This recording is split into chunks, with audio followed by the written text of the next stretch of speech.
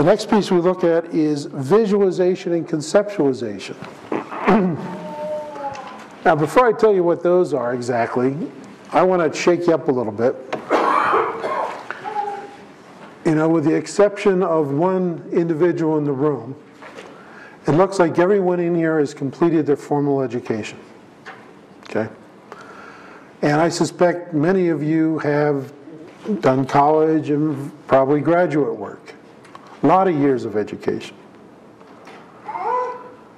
Now, if there's two primary ways to learn, which is auditorily and visually, you might think somewhere along the line you might have learned how well you can do those things. I mean, you spend lots of time in classes and lots of time studying.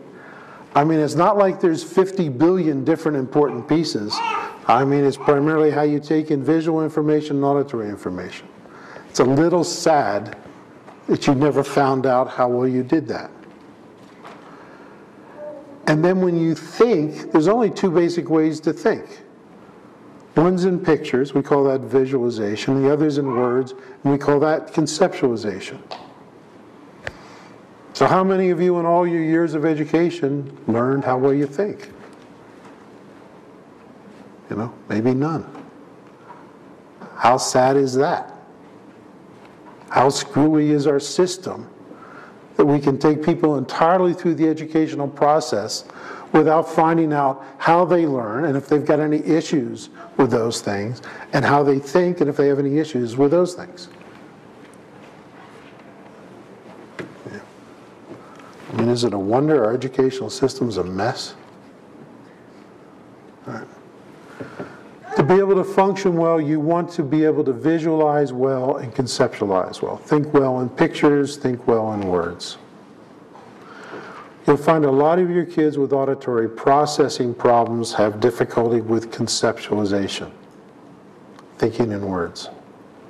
One of the things you can do, excuse me, to get a feel for how well they do those, if you watch your kids' eye gaze, when they're thinking or communicating, you can get a bit of a feel for what's going on in their heads. For the most part, if you ask Johnny a question and you see his eyes go up and to the side, he's visualizing. And if you see them go down and to the side, he's conceptualizing, thinking in words. If you see the eyes going up and down, he's having a problem thinking, period. Okay. What about the blink glossy stare? That's my 4-year-old.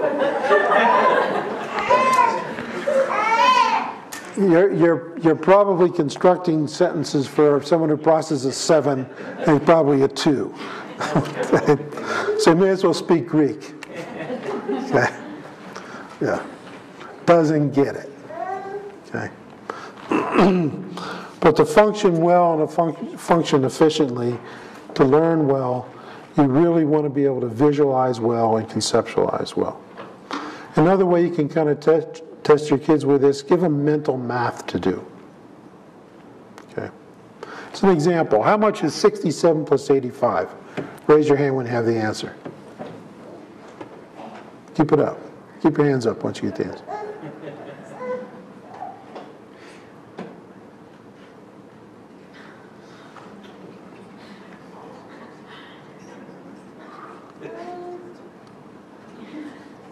Some of those eyes are still going up and down. Okay, it's long enough to suffer. Now, generally the first hands go up with strong visualizers. Strong visualizer pictured those numbers, 67 and 85, added them like they're written down in front of them. Okay. Then we add the pretty strong conceptualizers. All right, and they figured it out in words. 7 and 5 is 12, carry the 1, 150, okay? Then we had the people whose hands never got up because they got the picture, lost the picture, couldn't remember the words, got the picture, lost the picture, and eventually you forgot what the numbers were, right?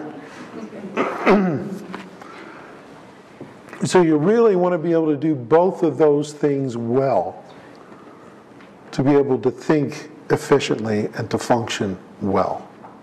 Okay?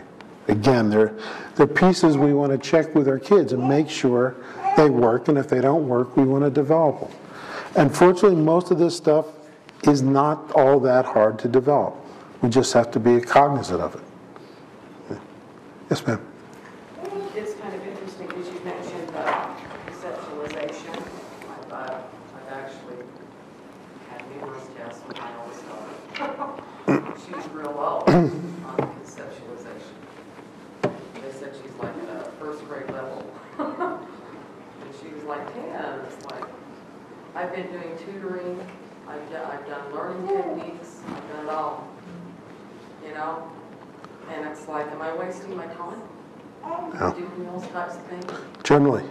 I mean, she's got spelling difficulties, she's got some memory issues. It's like, You got to fix what's broken.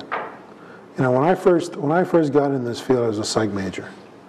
And I did internships with a lot of different folks, and one was a clinical psychologist.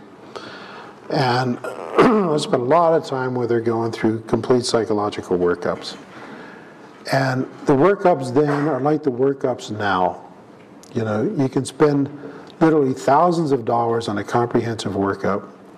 It'll produce a document that's maybe a half-inch thick.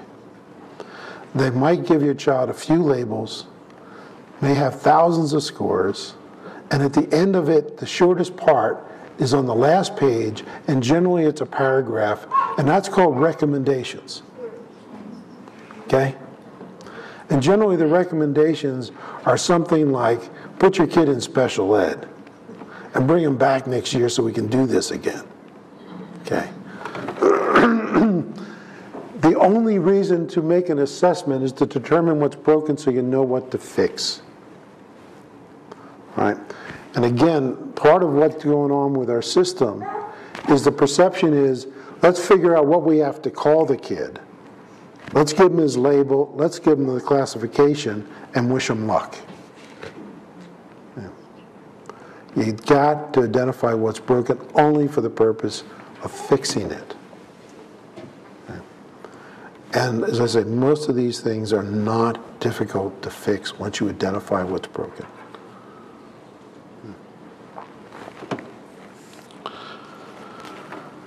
If we look at the causes of learning and attention problems, we have the developmental problems, which kids, are missing developmental steps. Lack of opportunity because parents didn't know what opportunities they need to provide. Physical problems that got in the way. Physical problems like everything from the middle ear fluid we talked about to a kid breaks his leg when he's 1 and isn't able to move around, and that losses up the developmental process. Or to kids who are in daycare all day and restricted from movement on the floor, receiving minimal amount of individual attention. Lots of things can create a problem. Also, part of the problem becomes if we slow the process down for any reason, we develop imbalances. For example, with kids with significant developmental problems, one of our biggest issues becomes they become too strong at the wrong things. One of the most common is all children start off life being visualizers. Okay? They only think in pictures because they don't have language. They can't think in words.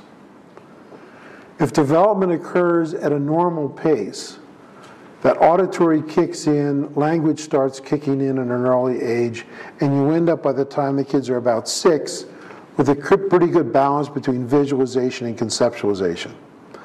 Slow that process down so that the auditory doesn't develop. The kids become too good at visualization.